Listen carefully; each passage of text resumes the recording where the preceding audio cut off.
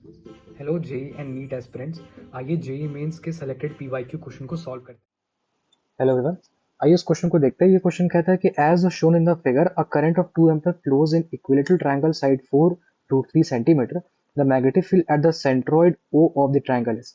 मतलब कि अगर ये सेंट्रोइड है ओ है, तो इस पॉइंट ओ पे क्या मैग्नेटिक फील्ड की वैल्यू होगी।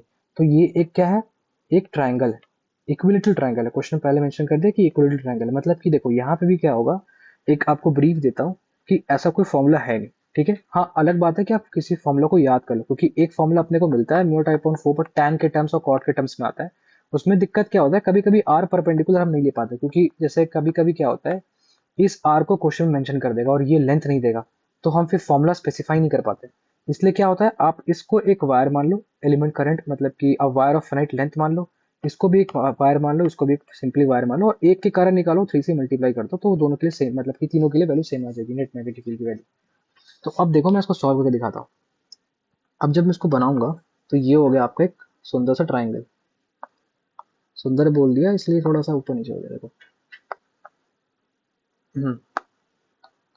लिटिल तो बना के रहूंगा मैं, ये हो गया लिटिल, ठीक है।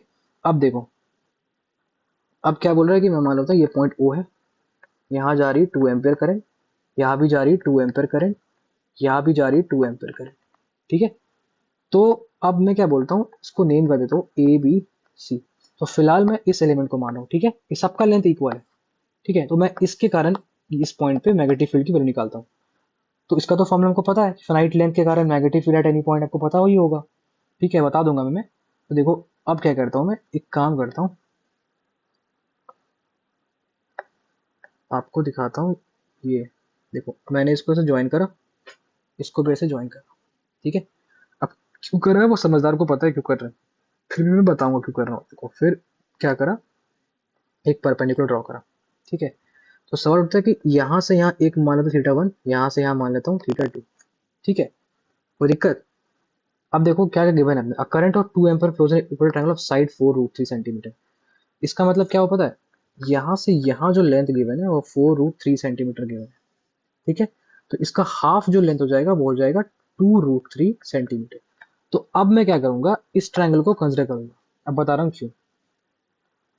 अब जब मैं इस ट्रायंगल को लूंगा तो ये ट्रायंगल हो गया, ज्वाइन करा, तो ये हो गया अपने पास क्या, ये हो गया अपने पास थीटा 1, ठीक है।